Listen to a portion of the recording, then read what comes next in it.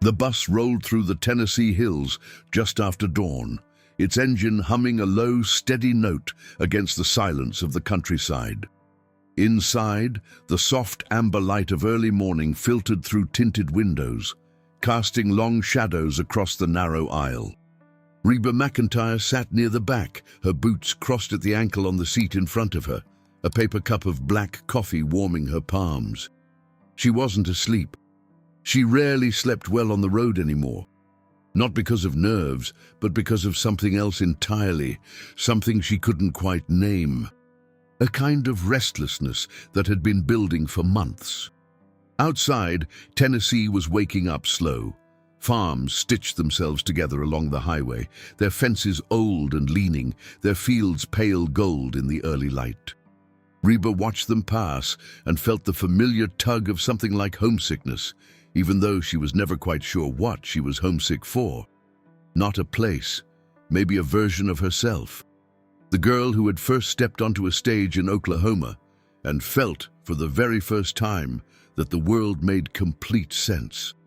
"You're doing it again," said a voice from the seat across the aisle. REBA glanced over. Janet Cowell, her tour manager of 11 years, was watching her with the calm, knowing expression of someone who had seen every mood REBA MCENTIRE was capable of producing. Janet was 53, sharp as a tack, with close-cropped silver hair and reading glasses perpetually perched on the end of her nose. She held a clipboard in one hand and a highlighter in the other, but she wasn't looking at either. "Doing what?" REBA asked. "Staring out the window like you're auditioning for a sad music video." REBA laughed, a short, genuine laugh that broke the stillness of the bus. "Maybe I am." "You've got Nashville in 4 days," Janet said, uncapping the highlighter. "The Bridgestone show, 48,000 seats. You don't have time to be melancholy." "I'm not melancholy, I'm reflective. At 5:30 in the morning, those are the same thing." REBA took a long sip of her coffee and let the argument go. Janet was right, as she usually was. The Bridgestone Arena show was the centerpiece of the entire Heart of a Woman tour. 42 cities, 3 months and more miles of road than REBA cared to count. It had been Janet who had organized the whole logistical architecture of it, who had coordinated the venues, the stage crews, the catering, the press schedules, the meet and greets. Without Janet, the tour would have collapsed somewhere around Memphis. But even Janet didn't know about the thing that was really keeping REBA up at night. Her name was Donna Hartwell. Donna Hartwell had appeared on the country music scene 3 years ago like a thunderstorm, sudden, loud, and impossible to ignore. She was 31 years old, from Knoxville. With dark hair she wore in loose waves and a voice that split the air like a knife through silk. Her debut album, Wildfire Road, had gone double platinum. Her second album, Unbroken, had debuted at #1. She had won 2 CMAs, a Grammy nomination, and a Rolling Stone cover that called her the most dangerous voice in Nashville. She was also, by most accounts, the most difficult person in the industry to work with. Stories circulated, quietly, the way stories do in a world where everyone knows everyone and no one wants to be the one who starts a feud. That Donna had screamed at a sound technician until he cried. That she had demanded a competing artist be removed from a festival lineup because she refused to share a bill. That she had told a journalist, off the record but not off enough, that REBA MCENTIRE was a relic and a brand mascot, not a real artist anymore. That last one had made its way to REBA through Cole Merritt, her lead sound engineer and, in some ways, her most trusted set of ears, both literally and figuratively. Cole was 36, lean and precise, with the kind of quiet competence that made everyone around him feel steadier. He had been with the tour since the first date in Phoenix, and he had a gift for telling REBA things she needed to hear without making her feel attacked. He had found her during a sound check in Charlotte, 3 weeks before Nashville, and handed her his phone with the screen facing up. The quote was there in black and white. REBA had read it twice. Then she had handed the phone back and gone on with the sound check. "You're not going to say anything?" Cole had asked. "About what?" "About what she said." Reba had adjusted the monitor on her earpiece and stepped back to the microphone. "Cole, I've been doing this for 40 years. I've heard worse. She's going to be at the Bridgestone show." That had stopped her. She had turned slowly, her expression careful. "What do you mean?" Cole had shifted his weight, the way he did when he had information he wasn't sure how to deliver. Donna Hartwell was added to the lineup 2 weeks ago. Her publicist contacted Janet. It was supposed to be a surprise announcement, a special guest kind of thing. Janet only told me this morning. Reba had stood very still for a moment. The arena around her, empty, cavernous, smelling of concrete and stale air, had felt suddenly smaller. Then she had nodded, once, the way you nod when you're filing something away rather than reacting to it. "All right," she had said, "let's run it from the top." The bus pulled into a rest stop somewhere outside of Cookville, and most of the crew stumbled out, bleary and grateful, toward the vending machines and the bathrooms. Reba stayed where she was. She thought about Donna Hartwell. She had met her only once, at a CMA event 2 years ago, a brief, glittering collision at a post-show reception where everyone was slightly too loud and slightly too bright. Donna had approached her with the specific kind of confidence that reads, to the trained eye, as something else entirely, something more fragile. She had shaken Reba's hand and said, "I grew up listening to you," in a tone that managed to sound both like a compliment and like a dismissal. Reba had smiled and said, "That's real sweet, honey." And she had meant it.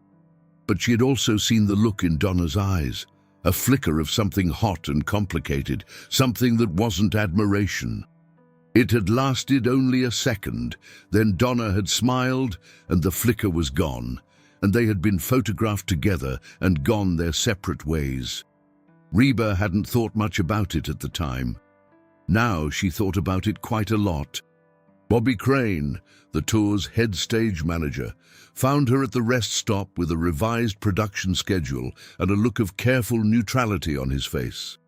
Bobby was 57, broad-shouldered, with a thick grey moustache and the unflappable energy of a man who had managed stages through power outages, wardrobe malfunctions, and at least one on-stage pyrotechnic incident he refused to discuss in detail. He had worked with Reba for 6 years and was one of the few people on the crew she genuinely trusted without reservation.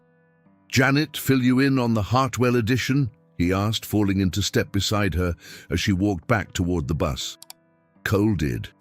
Bobby nodded, looking straight ahead. "I just want you to know, the production team isn't happy about it. We designed this show for one headliner. Adding a guest of her caliber 4 days out is..." He paused, searching for the diplomatic word. "A headache," Reba offered. "A significant logistical challenge," Bobby said carefully. "Her team sent over a rider this morning. She wants her own monitor engineer, her own lighting cues pre-programmed into our board, and a specific section of the stage roped off during her set that she's calling her performance zone." Reba raised an eyebrow. "Her performance zone. That's what the rider says. On my stage." Bobby said nothing, which was his way of saying everything. Reba stopped walking. She looked out at the highway, at the trucks passing in the grey morning light, at the wide Tennessee sky beginning to turn from pewter to pale blue. She felt the restlessness in her chest shift into something sharper. Not anger exactly, but something adjacent to it, something purposeful. "Bobby," she said, "make sure the stage is ready for whatever she needs. We're not going to give her team anything to complain about." Bobby looked at her. "That's very gracious." "I know." She resumed walking. "That's the point. Nashville arrived the way it always did, with a particular quality of noise, a specific density of energy that was unlike any other city on the circuit. Reba had played Nashville more times than she could count, but it never got ordinary. The city had a memory, and it remembered you, and performing there always felt like a conversation with something larger than yourself. The production team moved into the Bridgestone Arena on Tuesday morning, 2 days before the show. The space was enormous and beautiful, the kind of arena that swallowed sound and then gave it back amplified, transformed, made into something bigger than it had entered. The crew worked with the focused efficiency of people who had done this many times, laying cable, rigging lights, calibrating speaker arrays. REBA walked the stage alone in the early afternoon, before anyone else arrived. This was her ritual, a private communion with the space, a way of making it hers before she shared it with 48,000 people. She walked from the front thrust to the back riser, feeling the floor under her boots, looking out at the empty seats that would soon be full of faces. She stood at center stage and breathed. She was standing there when she heard footsteps behind her. She turned. Donna Hartwell stood at the edge of the stage, her arms crossed, her expression somewhere between cool and calculating. She was wearing a black leather jacket over a simple white shirt, her dark hair loose. She looked, REBA thought, like someone who had rehearsed this entrance. "REBA," she said by way of greeting. "Donna," REBA replied with the same cadence, the same weight, a beat of silence. "I wanted to come by early," Donna said, stepping forward, "and see the stage, get a feel for it." "Of course," REBA gestured broadly. "It's a great room. You're going to love it." Donna's eyes moved slowly around the arena, the rigging, the screens, the lighting grid. Then they came back to REBA with an expression that was difficult to read. "Your team has been very cooperative," she said. "Bobby has been helpful." "I'm glad. I just want to make sure we're on the same page," Donna said. Her voice had shifted slightly, still polished, but with a harder edge underneath. "This is going to be a big night, a lot of cameras, a lot of press." "It always is in Nashville," REBA said easily. "I have some ideas," Donna continued, "about how the show could flow. I think it would be really powerful, and I mean this genuinely, if I opened the second half. After the intermission, it gives the audience a reset, a new energy, before your finale." REBA looked at her steadily. "That's an interesting idea. My team put together a document, some thoughts on lighting, on the set list structure." "Donna," REBA's voice was quiet but clear as a bell, "I appreciate you sharing your vision, and I want you to have a wonderful night on this stage.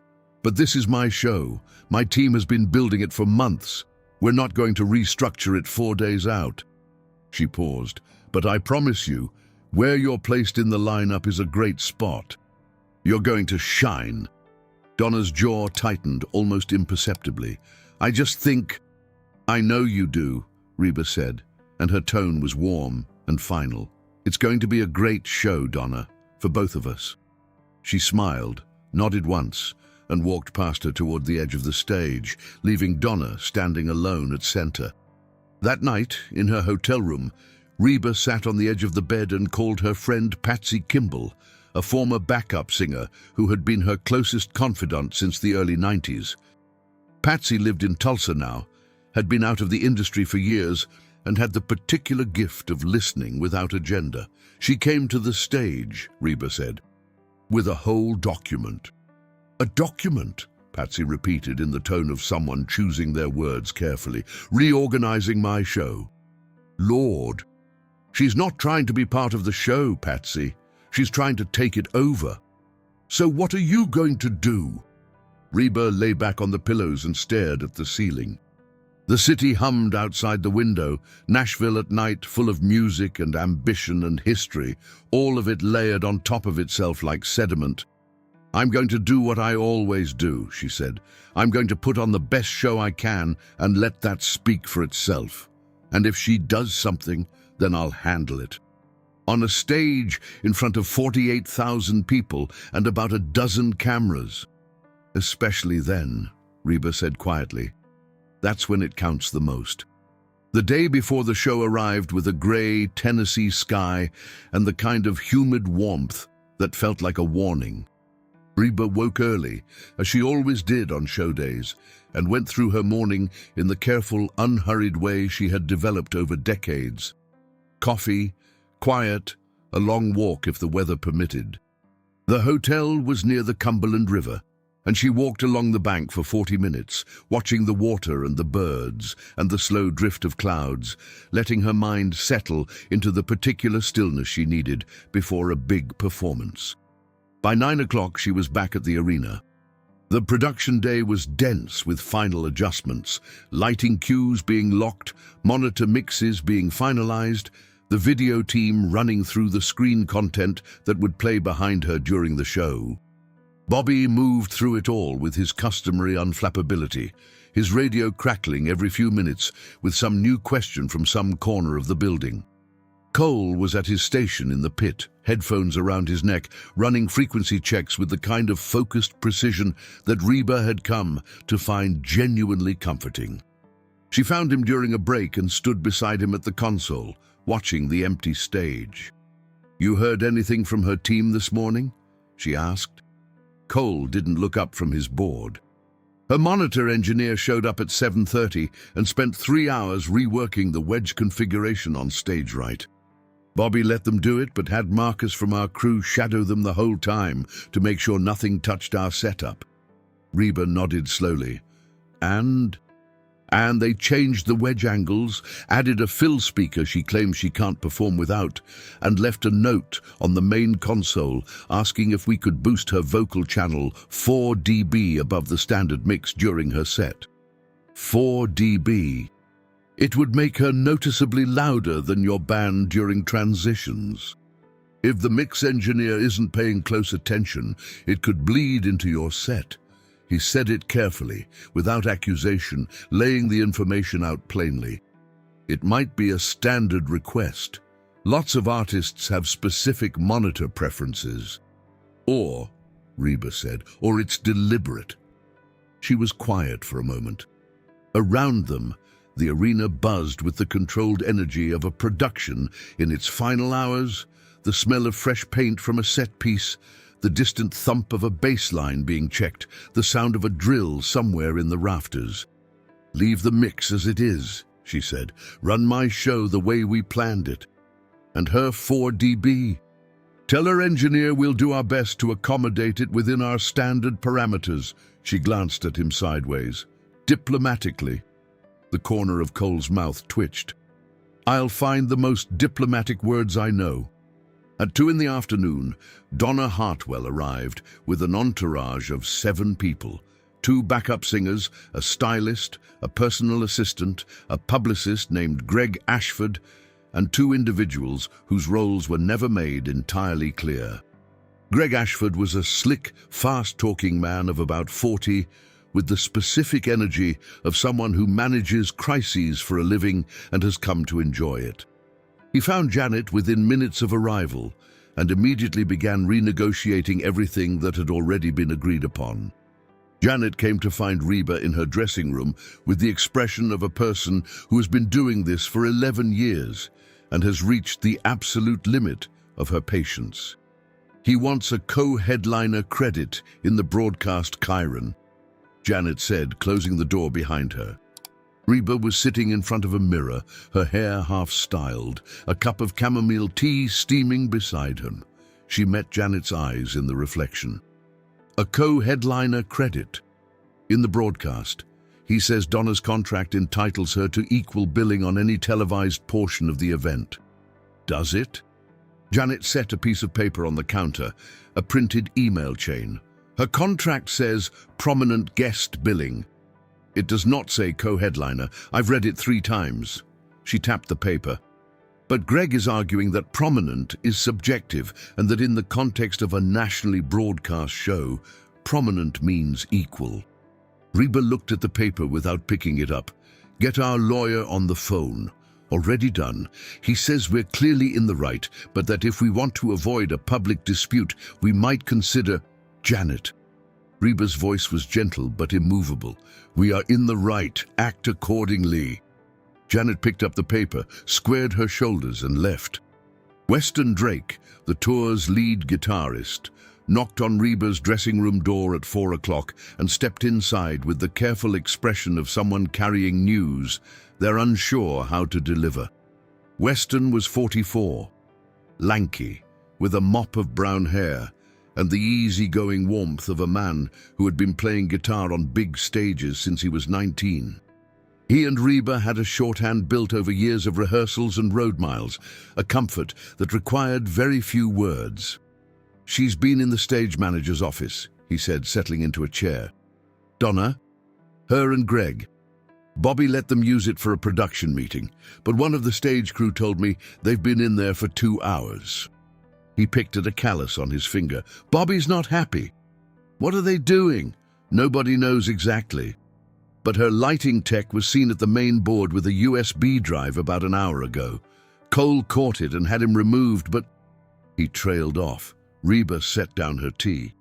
"But there might have been time to load something." The room was quiet.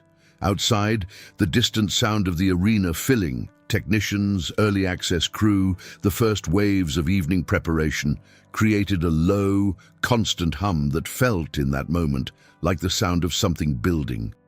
"Cole knows?" she asked. "He's checking the board now." Reba stood, moved to the window.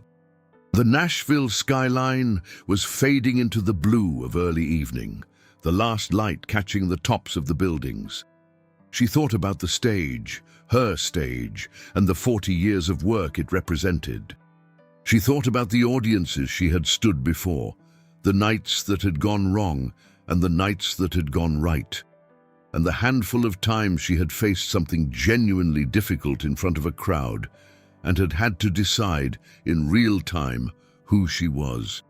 She turned back to Weston. "Tell Cole I want a full system check at 6, everything. Don't skip anything." Weston nodded, stood. He paused at the door. "For what it's worth, the crew is with you. All of them." She looked at him. "I know," she said. "That means everything." Cole's system check at 6 turned up what he would later describe, in the clipped technical language he favored, as a non-standard lighting preset loaded into scenes 14 through 19. Translated, someone had programmed a sequence of lighting cues that, when triggered, would flood the stage with a broad wash of white light, effectively blinding anyone in the center position and washing out the video screens behind them. Scenes 14 through 19 corresponded exactly to Reba's third song. Cole deleted the preset and rebuilt the lighting sequence from the backup file he kept on a separate drive for exactly this kind of contingency. He did it without fanfare, without raising his voice, without saying a word to anyone, except Bobby. Bobby documented it quietly and filed it away. Neither of them said anything to Donna's team. Neither of them said anything to the press. They simply fixed it and moved on, because the show was 8 hours away and there was no time for anything else.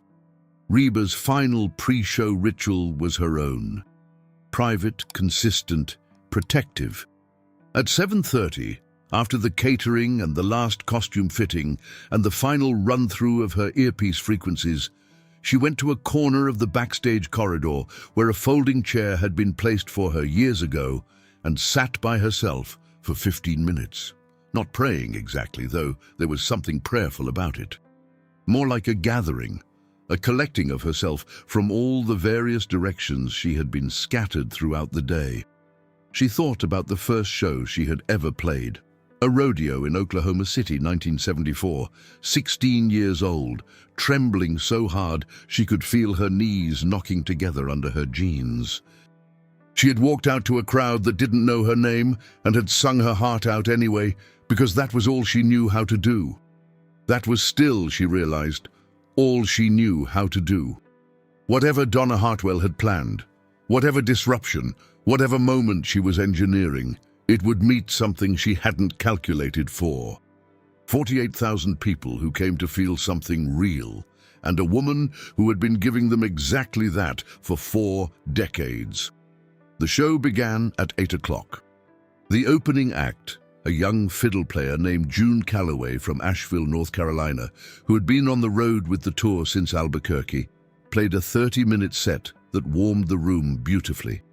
June was 24, bright-eyed and technically brilliant, and the crowd responded to her with the generous enthusiasm of an audience that had come in a good mood and was more than willing to be impressed. Donna's set was scheduled for 9:15, a 40-minute performance before the intermission. From the wings, REBA watched her take the stage. She had to acknowledge, because she was honest with herself, even when it was inconvenient, that Donna Hartwell was extraordinary.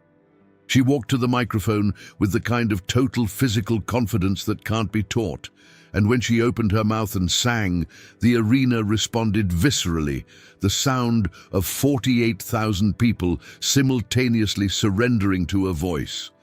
She was electric. She was magnetic. She was everything the profile pieces said she was. She was also, REBA noticed, spending a significant portion of her set doing something unusual. She kept moving towards center stage, not her designated area, not the space that had been agreed upon in the production meetings and rider documents. Center stage, REBA's position, the focal point of the entire set design, the place from which the lighting grid, the camera angles and the video backdrop had all been calibrated. The first time she did it, Bobby tensed beside REBA in the wings. "She's out of her zone," he said quietly. "I see it. You want me to?" "No." The second time, Donna's positioning at center stage lasted nearly a full song. The cameras trained on her followed her there. The crowd, unaware of any architectural politics, simply responded to the performance. The third time, she didn't leave. She planted herself at center stage and finished her set from there, her final 3 songs, building to a crescendo that had the arena on its feet. When she took her bow, the applause was enormous. She raised her arms. She soaked it in. She looked, standing there at the center of REBA MCENTIRE's stage, exactly like a headliner. Then she turned, just before walking off, and looked directly into the wings where REBA was standing. It was a brief look, a second, maybe less. But it was deliberate. REBA saw the calculation in it, the message being sent. "I can stand where you stand. I can hold what you hold." REBA held her gaze without expression. Then Donna Hartwell walked off the opposite side of the stage, and the lights went to intermission blue. The intermission lasted 22 minutes. In those 22 minutes, the following things happened. Greg Ashford found Janet in the production corridor and told her that Donna's team was releasing a statement to the press during the show. A simple announcement, he called it, confirming that Donna Hartwell and REBA MCENTIRE were in discussions about a joint tour for the following year. This was not true. No such discussions had taken place. The statement was designed to appear in entertainment news feeds during the intermission, timed perfectly to shape the narrative of the evening before REBA's set even began. Janet came to REBA's dressing room at a near run. Cole came in right behind her because he had heard the same thing from a different source, a sound tech on Donna's team who had a conscience and had quietly passed the information along. Bobby came in third because Bobby always knew when something was about to happen. REBA was standing at her mirror, finishing the last touches of her look, the specific, careful presentation she had developed over years, into something that was both armor and invitation. She listened to all 3 of them, one after the other, in the small, bright room that smelled of hairspray and coffee and the particular chemical note of stage makeup. When they were finished, she was quiet for a moment. Then she said, "Janet, call our publicist and have her prepare a factual correction. No joint tour discussions are underway. Simple and direct, to go out the moment Donna's statement posts." She paused. "Not before the moment it posts." Janet nodded and was already reaching for her phone. "Bobby, is the stage clear?" 5 minutes. "Cole, we running clean?" "Everything's exactly as it should be," he said. "I checked it myself 10 minutes ago." She nodded. She looked at herself in the mirror, not with vanity, but with the particular assessment of a performer taking stock of their instrument. Then she turned to face the room. 40 years, she said quietly, almost to herself. Then she looked up, and the three of them, Janet, Bobby, Cole, were all watching her with the same expression, a kind of fierce, loyal attention that made her chest ache. Let's go give them something to remember. The lights in the arena went low. A single spotlight appeared on the stage. And then, the opening notes of Fancy rose from the darkness like something that had been waiting, patient, inevitable. And the crowd came alive in a way that was almost physical, a wave of recognition and joy that rolled from the back of the house to the front and broke over the stage like water. REBA MCENTIRE walked into the light.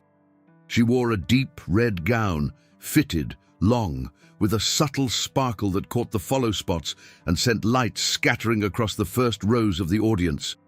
Her hair was perfect. Her posture was perfect. And when she opened her mouth, the voice that came out was not the voice of someone who had been rattled or threatened or kept up at night by the machinations of a younger rival. It was the voice of someone who had been doing this since before half the audience was born and who intended very clearly to keep doing it.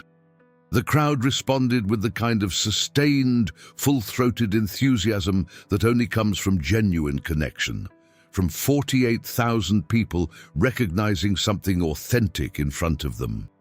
REBA moved through the first three songs with the ease of someone walking through her own home, commanding the stage not through volume or aggression, but through complete, unhurried ownership. She did not stay in any designated zone.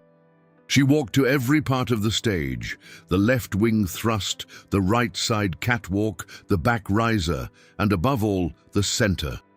She stood at center and let the light find her and sang directly into the darkness where the faces were, because that was where she had always stood, and she was not about to stand somewhere else because someone had tried to claim it. It was during the sixth song, a slow, aching ballad from her latest album, that it happened. The song was nearly over. REBA was at center stage, the band quiet behind her, the arena hushed in that particular way it gets when a performance has become something communal, when 48,000 people are sharing a single breath. The final chorus was building, the strings swelling in the monitors, and REBA was singing with her eyes half closed, in that zone of pure presence that performers spend their whole lives trying to reach. She heard the footsteps before she saw her. Not loud footsteps, careful ones, practiced. The footsteps of someone who had planned this. And then Donna Hartwell was on the stage. She had not been called back. She had not been cued. She had simply walked out from the stage left entrance, past the wing monitors, past the astonished production assistant who had been standing there, and onto the stage during REBA's performance. She was holding a microphone, her own wireless, not connected to the house system. But that wasn't quite right either, because somehow, through some arrangement that Cole would later spend a week trying to trace, it was connected. Donna Hartwell's microphone was live. She walked to a position about 8 feet to REBA's left and began to sing. Not the same song. Her own song, her biggest hit, the one that had been playing on every country station for 2 years. She sang it over REBA's performance, her voice cutting through the hushed ballad like a blade through silk. The band faltered. Weston looked over his shoulder. The drummer stopped for half a beat and then came back in, confused. The strings, pre-recorded, kept playing incongruously beneath the collision of 2 different songs. The arena went from communion to chaos. Not loud chaos, not booing, not shouting, but the disoriented, uncomfortable shuffle of 48,000 people trying to understand what they were watching. Phones went up by the thousands. The broadcast cameras swung. Greg Ashford, somewhere in the backstage shadows, watched with the expression of a man who has started a fire and is very pleased with it. In the broadcast truck parked outside the arena, the director made a split-second decision that he would later say was purely instinctive. He kept the primary camera on REBA. And what the camera saw was this: Reba McEntire stopped singing. Not in surprise, or if there was surprise, it had already passed through her and out the other side. She stood at center stage, the microphone in her hand, and she turned to look at Donna Hartwell with an expression that was so calm, so completely composed, that it was almost more powerful than anything she had been singing. The band stopped. The strings track wound down. The arena was nearly silent. 48,000 people waited. Reba looked at Donna for a long moment, a moment that the cameras caught from every angle, that would later be broken down and analyzed in 100 video essays and think pieces and late-night segments. Then, very slowly, she smiled. Not a polite smile, not a tense smile, a genuine one, warm, a little sad, and entirely without malice. She walked the 8 feet to where Donna was standing, and she said loudly enough that the microphone caught it clearly, loudly enough that the front rows heard it directly, and the rest heard it through the speakers. "Honey, you've got one of the finest voices I've ever heard, and this stage is big enough for both of us." She turned to the band. To Weston specifically. "Fancy," she said, "let's do it again, and this time, Donna, you sing it with me." What happened next lasted 4 minutes and 37 seconds, according to every timeline that would later be assembled from the footage. Weston looked at the rest of the band. The rest of the band looked at Weston. And then, with the fluid, intuitive competence of a group of musicians who had been playing together for years and who trusted the person standing at the center of the stage, they launched into Fancy from the top. Cole, at the board, made a decision in about half a second. He opened Donna's channel and balanced it into the mix. Donna Hartwell stood at Reba's side, and she sang. For the first 8 bars, her voice was stiff. Not technically, because technically it was perfect, but emotionally. She was singing from a place of pure shock, of plans collapsing and being replaced in real time, with something she hadn't prepared for. The expression on her face was unreadable, a strange compound of emotions that the cameras caught in intimate detail. Then something shifted. It was visible, even on the small screen of a phone held up in the 47th row. Something in Donna Hartwell's face loosened. The stiffness left her shoulders. She turned slightly toward Reba, and she sang the second verse the way she sang everything, full out, completely present, with that devastating voice that split the air, and Reba harmonized with her. The crowd, which had gone quiet with confusion, came back like a tide coming in. Slowly at first, then all at once, until the sound of 48,000 people reacting to something unexpected and beautiful filled every cubic foot of the Bridgestone Arena. People were on their feet without knowing when they'd stood. People had tears on their faces without knowing when they'd started, because what they were watching wasn't just 2 women singing a song together. They were watching a choice being made in real time, in public, under impossible pressure. They were watching someone decide not to be who they could have been, bitter, retaliatory, diminished, and instead be exactly who she had always been. The song ended. Reba turned to the crowd, her arm around Donna's shoulders, and said, "Nashville, give it up for Donna Hartwell." The arena responded with a roar. Donna Hartwell stood in the center of the stage, Reba's arm around her, and she was crying. The backstage world of a major arena show, in the 45 minutes after the final bow, has a specific quality: compressed, loud, emotionally overcharged, smelling of sweat and hairspray, and the particular metallic note of equipment being broken down. People move fast.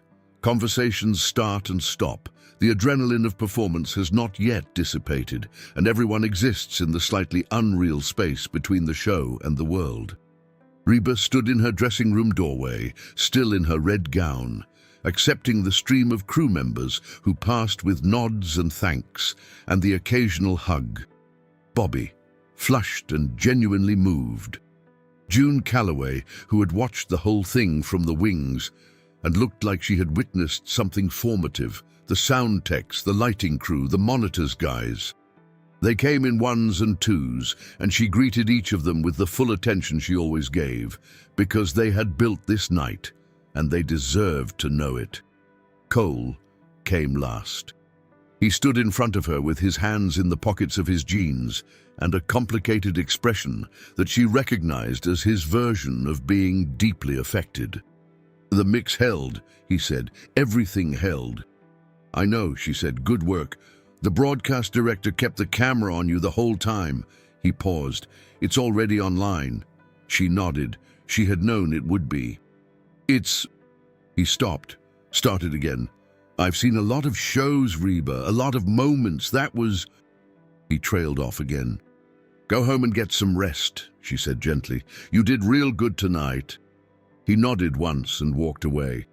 Donna Hartwell knocked on her dressing room door 20 minutes later. She was alone. No publicist, no assistant, no entourage. She had changed out of her performance clothes into jeans and a simple grey shirt, and without the production of her stage look, she looked younger, more tired, more human. Reba opened the door wider and stepped back. "Come in." Donna came in. She stood in the middle of the room, and for a moment she didn't say anything. She just looked at Reba with the complicated, half-assembled expression of someone who had prepared for many possible versions of this conversation and was now realizing that none of them applied. "I want to say," she started. Then she stopped. Then very quietly, "I planned to make you look small tonight." Reba looked at her without flinching. "I know. I had it all worked out. Greg had the timing, the statement, the whole thing." Donna looked down at her hands. "I've been..." She stopped again. The word she was reaching for seemed to be one she had difficulty saying. "I've been carrying something about you for a long time, about what you represent, about..." She exhaled. "About whether there was room." "Room for what?" Reba asked. "For me." She said it simply, without drama. "I grew up listening to you. I wanted to be you. And then I became someone. I became someone people actually knew. And it still felt like you were there, in the way, like the ceiling." She looked up. "I know that's not..." "Donna." Reba's voice was quiet. "Sit down." Donna sat on the small couch against the wall. Reba sat across from her in the makeup chair, her red gown pooling around her feet. "When I was coming up," Reba said, "there were women who made it very clear I wasn't welcome. Women who had worked hard and paid their dues and did not want to share the air with someone new. I understood it, even when it hurt. Because this industry is hard and there isn't always room, and the fear of being replaced is as real as any other fear." She paused. "But the women who helped me, who made space, who said you belong here, they're the ones I remember. They're the ones I became because of." Donna was quiet. "You don't have to be afraid of me," Reba said. "I'm not the ceiling. I never was." Donna looked at her. Something in her face was very still, very open, the expression of someone who has arrived unexpectedly at something true. "Why did you do it?" she asked. "On stage. You had every reason to..." "To what?" Reba said. "Embarrass you, send you off." She shook her head. "In front of 48,000 people and a broadcast camera, what would that have said about me?" She let that sit for a moment. "And besides, you can sing, Donna. Lord, you can sing. Why would I waste that?" Donna laughed, a short, startled sound that seemed to surprise her. She put her hand over her mouth. Then the laugh faded and she was quiet again, and there was a different quality to the silence now, less like a confrontation and more like a clearing. "Greg is going to be furious," she said. "Greg Ashford," Reba said, "is employed by you, not the other way around." Donna looked at her for a long moment. "The statement," she said. "The joint tour thing, that was his idea. I approved it, but Janet's correction went out 45 minutes ago. It's handled." Reba leaned forward slightly. Donna, I need to ask you something, and I need you to answer me honestly. Donna met her eyes. The lighting sequence, the USB drive on my console. Was that Greg? Or was that you? A pause, then, Greg. Did you know about it? A longer pause. I knew something was being planned.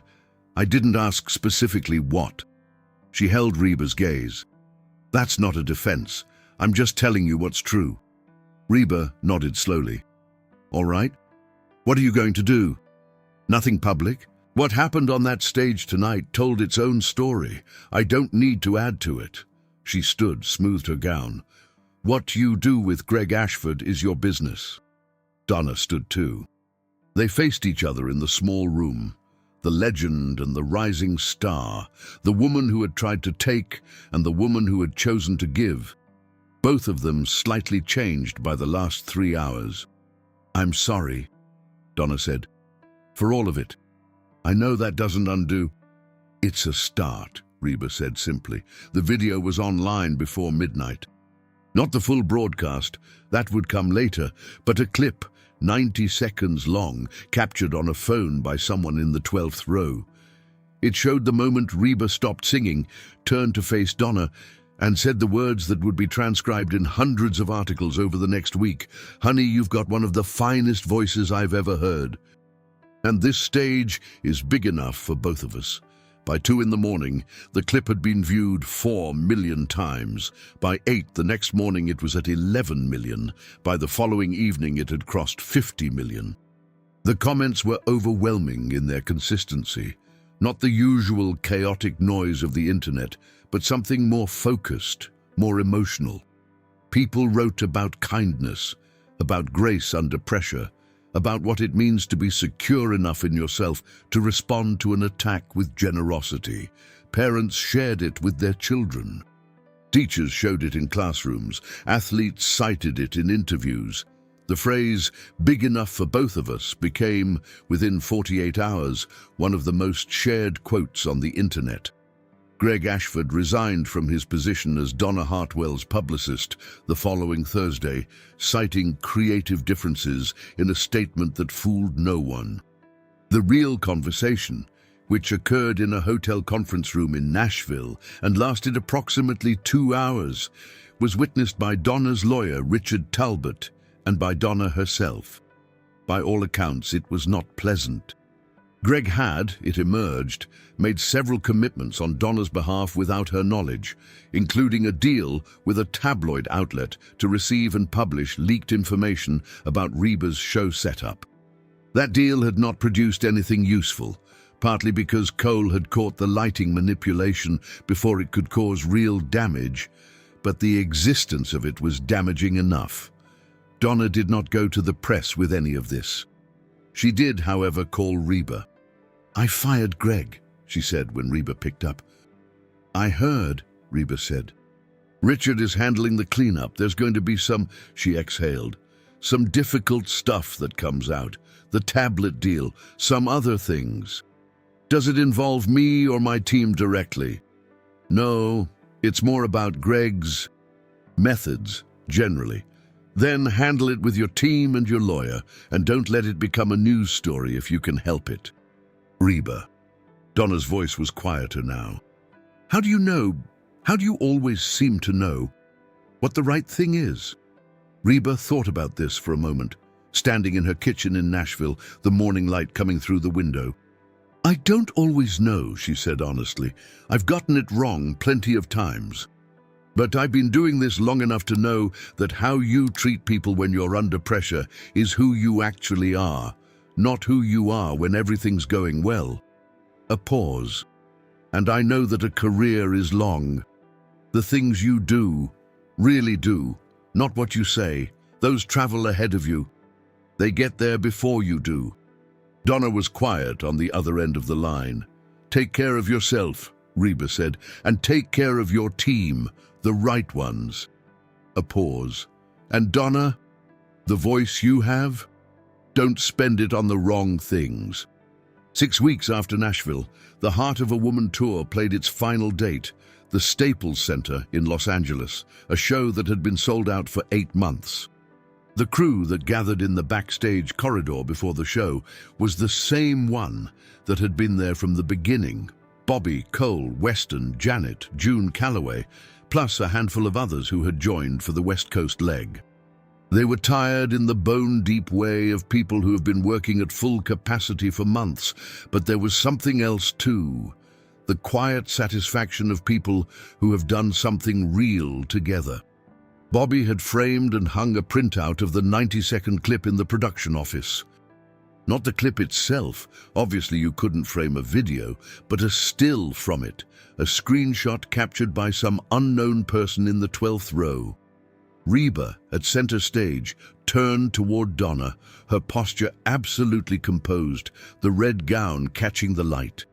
It looked like a painting. Cole had said nothing when Bobby hung it up, but he had looked at it for a long moment before going back to his console.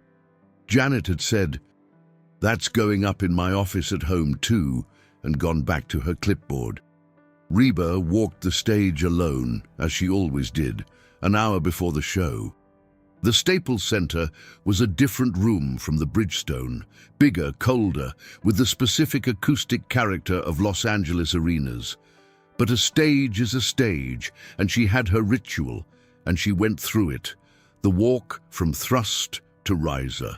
The pause at center, the breathing. She thought about the tour, about every city that had come before this one.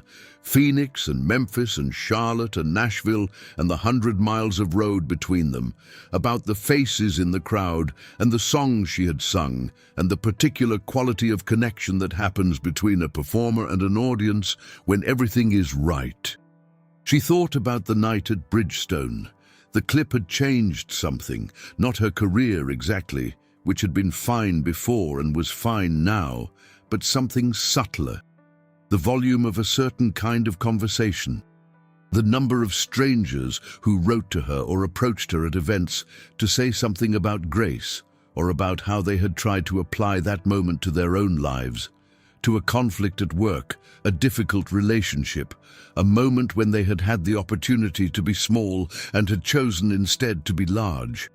She found that the most moving thing of all, June Calloway found her before the show, backstage, with a fiddle case in her hand and an expression that Reba had come to recognize as June's version of having something important to say. "I've been thinking," June said, "about what you did in Nashville." "You've mentioned that," Reba said, with a warmth that made June smile. "I know, but I've been thinking about it differently lately." She set the fiddle case down, propped against the wall. "I've been in this industry for about 3 years now, and I've learned you hear a lot about protecting your position, holding your space, not letting people take advantage."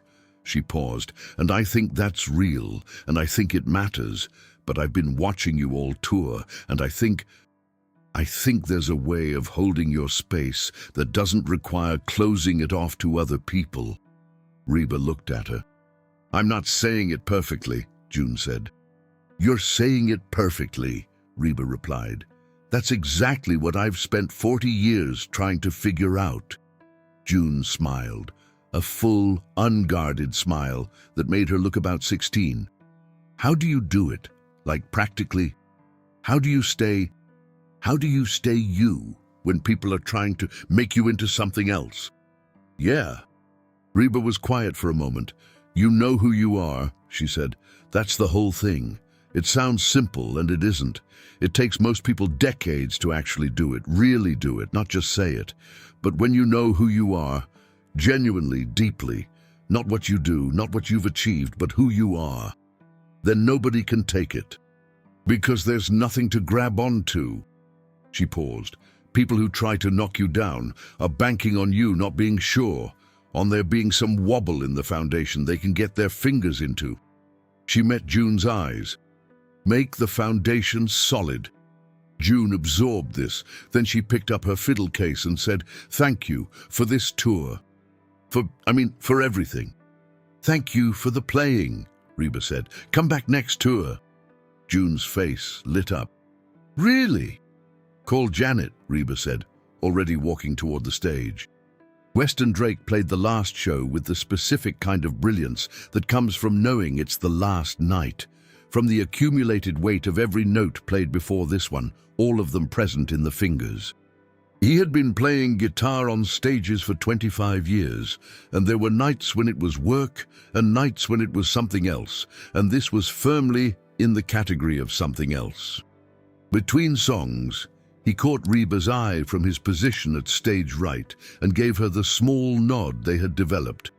A private signal meaning, "We're doing good," and she gave it back. The crowd at Staples was enormous and warm and completely present. They sang the words back at Reba through every song. They laughed at her between-song banter. She was a natural, generous comedian when she was in a good mood, and tonight she was in a very good mood. They wept quietly during the ballads. They were on their feet for the finale. When she sang Fancy, which she always closed with on this tour, and which now carried something extra, a weight that had not been there at the beginning, the arena became something close to sacred. After the show, after the bow and the lights and the walk-off and the crew congratulations and the catering and the slow, necessary work of coming down from 2 hours of performance, Reba sat in her dressing room alone for a few minutes. She had received that morning a text from Donna Hartwell. It was short. Donna was not effusive by nature, and Reba suspected that the brevity was its own kind of honesty. "I've been thinking about what you said, about careers being long. I'm trying to do it differently. I wanted you to know." Reba had read it twice. Then she had typed back, "I'll be watching, don't disappoint me." And then, after a moment, she had added, "I don't think you will." Janet found her in the dressing room at 11, the clipboard finally absent from her hands, which was something that happened maybe twice a year. She sat down in the chair across from Reba, and they looked at each other with the exhausted, comfortable fondness of people who have been through something together and come out the other side. "Good tour," Janet said. "Very good tour," Reba agreed.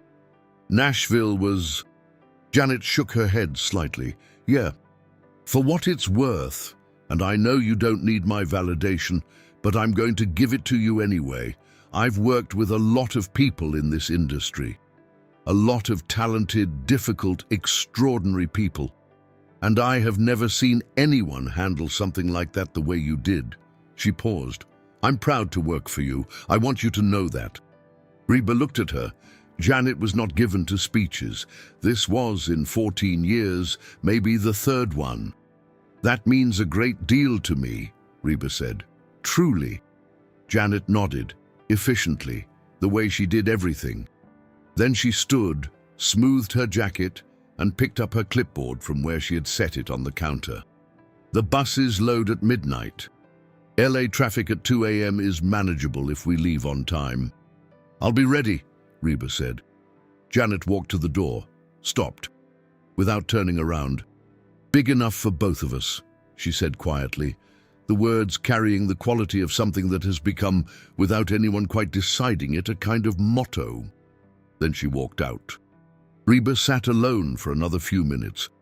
The arena was emptying now. She could hear the distant sound of it, the shuffling of 40,000 people finding their way to the exits, the murmur of the crowd dissolving into the Los Angeles night.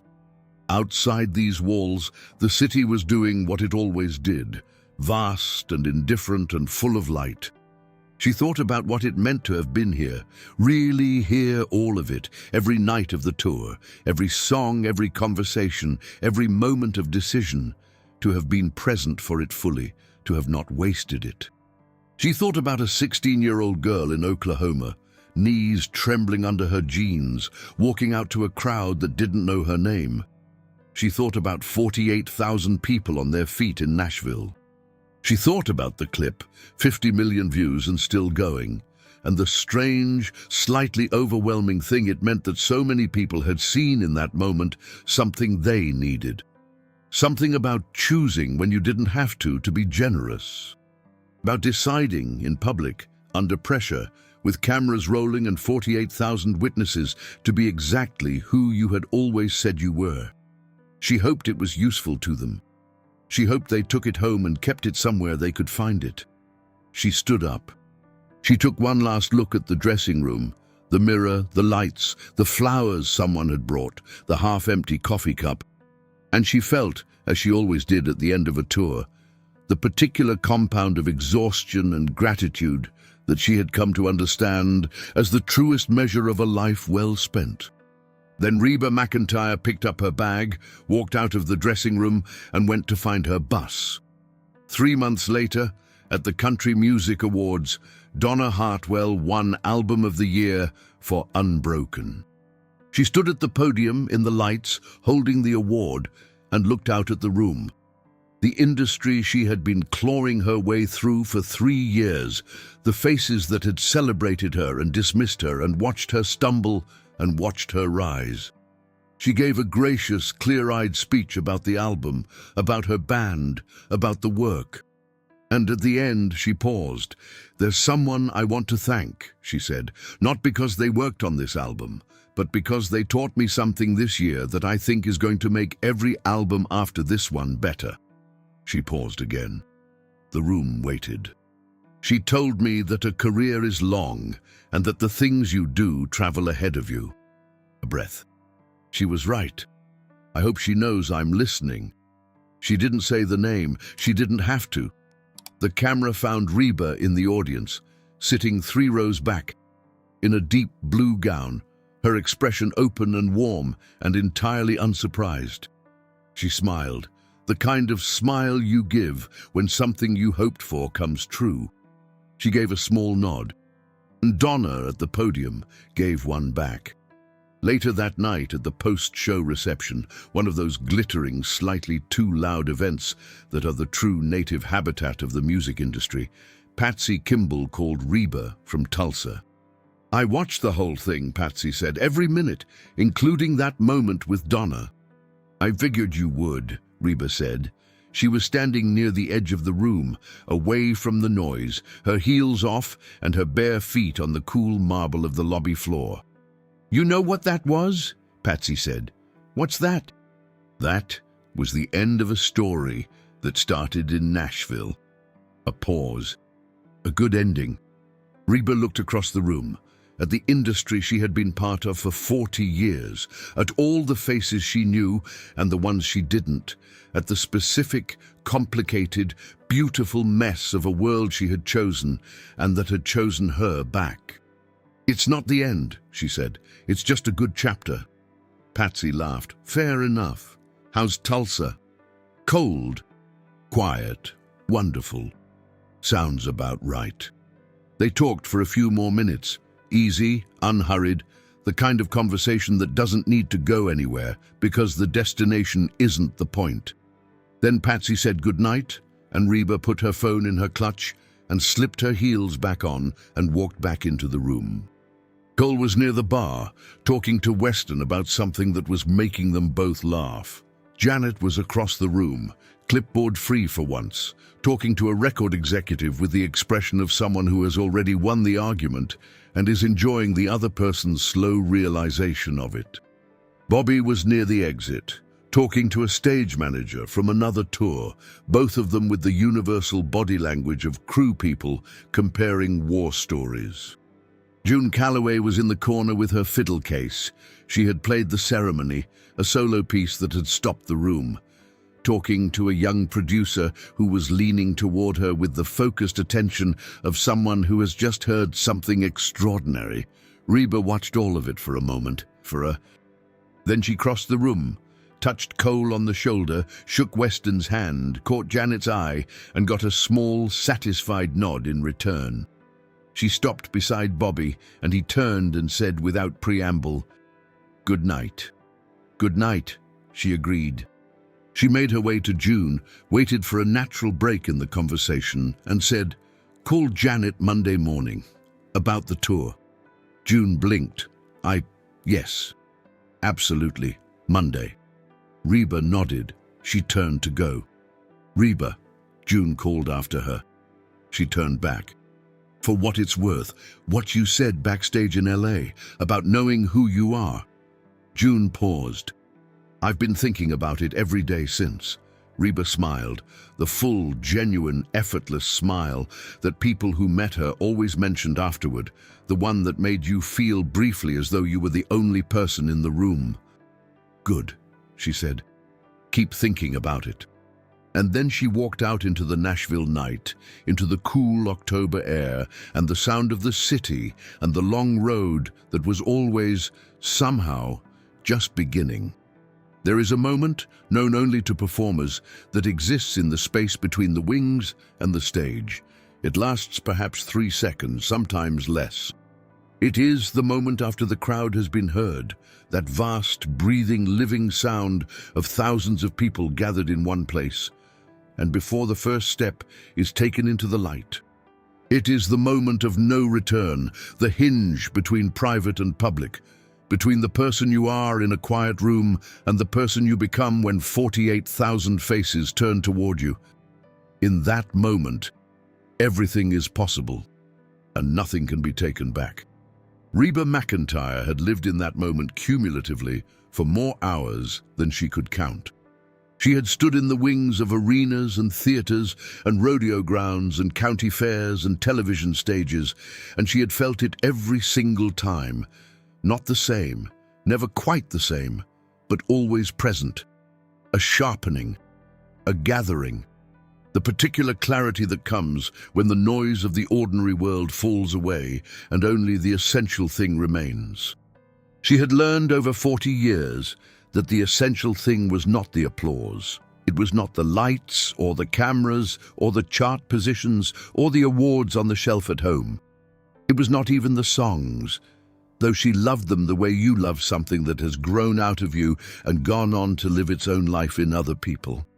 The essential thing, the thing she had come back to every time, in every city, on every stage, was the connection, the invisible thread between a voice and a listener.